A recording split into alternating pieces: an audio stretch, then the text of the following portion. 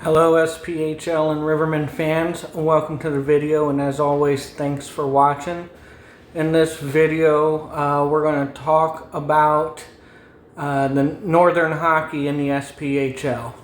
Now, a vast majority of people know what I'm talking about when I say Northern teams in the SPHL, but for those that do not know, I'm referring to three teams in particular. Quad City Storm, Evansville Thunderbolts, and the Peoria Rivermen.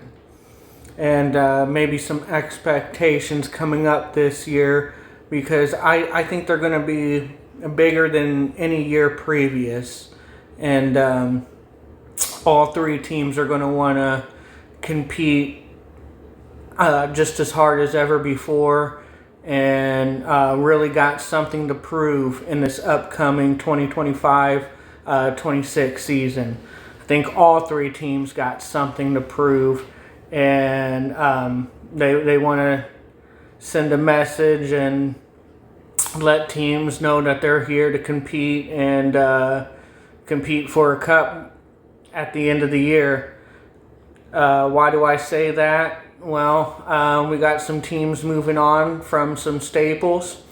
You know, all three teams are affected, losing some key players, and you're going to see some new faces as well. Quad City Storm has been busier than any team in the league. I've already referenced this in a previous video. They've signed a total of 11 players so far, with I think a couple more still to come. But yeah, they've signed 11 players thus far, which is, I think, a guy, just over half their roster. They've signed a new goalie, Tyler Masternaut. He's not played in the SPHL before. You got people coming back like Brandon Stocheski, Johnny Witzke, Devin Sanders, Nick Panucci, Noah and Dylan Massey are coming back. So those are some familiar faces. And you got a couple of newcomers as well that I seen. Brody Gerard, Dante DePano, Noah Perez, and Justin Daly have also signed with the Quad City Storm. So they've been busy. And I think they got something to prove this year under a new head coach.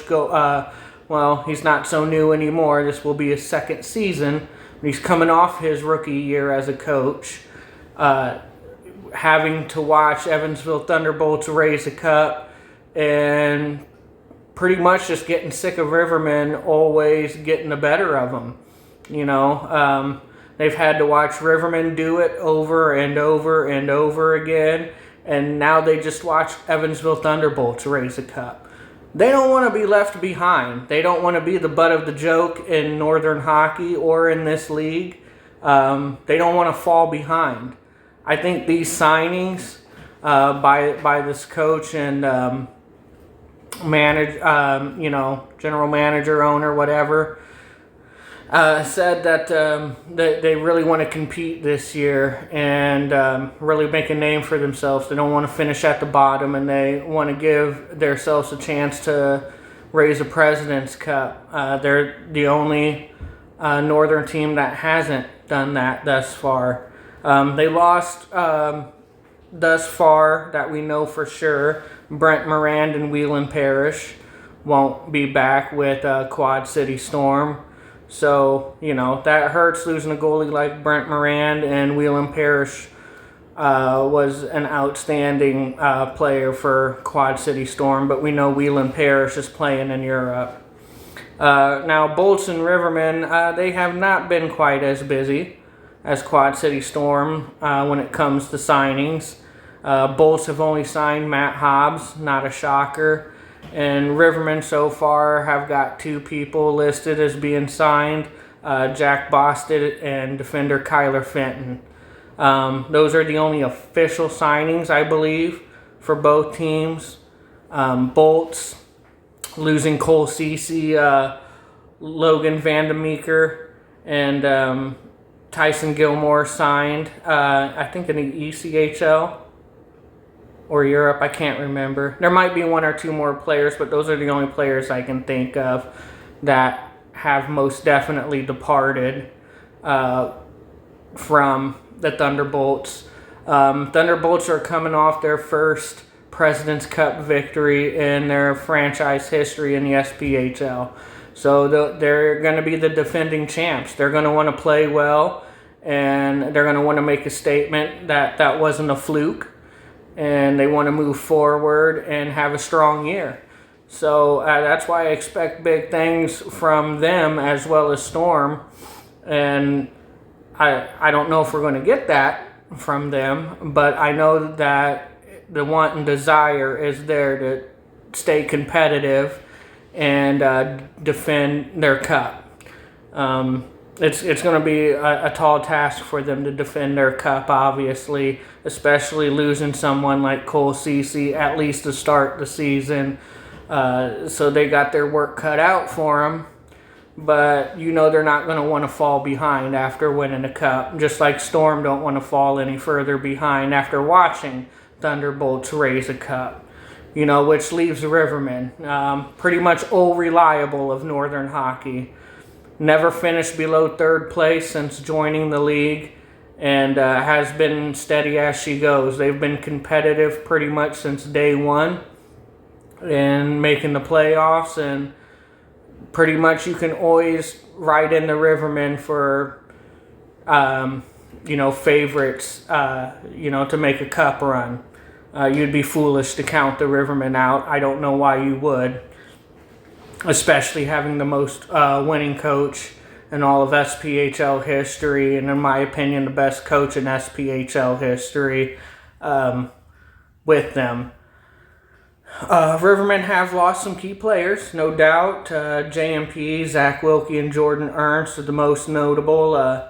Marco Jakovic is going to play overseas, and Brian Scoville retired, but Brian really wasn't with us that long. I think, if you watch, especially Rivermen fans, watch Jason Ruff's podcast, it kind of clues you in on who might possibly be returning. He does interviews in the off season with players, and not all these guys have been interviewed, but a good chunk of them. But I believe we have a good chunk of players most likely to return to give the Rivermen another season. Those names include Michael McChesney, Carlos Forneres, Zachary Purcell, Braden Barker, Garrett Devine. I think Alec Bear is going to come back. Josh Martin, Ayo Adanye, Michael Ferrandino. I think Griffin Fox comes back. Most likely Carson Baptiste comes back. And, we still got Tino and Muse. One of them, if not both, could be with the Rivermen to start the year. It just depends on how camp goes and what Colby Muse decides to do. So, Rivermen are still in this thing, you don't really replace talents like Jordan Ernst and Zach Wilkie. Jordan Ernst is one of the best two-way players to play in SPHL hockey. He's so versatile. He scored a lot of his goals playing defense. He was a defender a lot of the year. He's also a natural winger. Great shot, and he's a great defender. He's a great two-way player. There's no doubt about it. You'll be hard-pressed to find someone better. Zach Wilkie, for my money, was one of the best defenders to play in the league. So, yeah, you just don't replace that, but it helps when you got one of the best coaches in the league.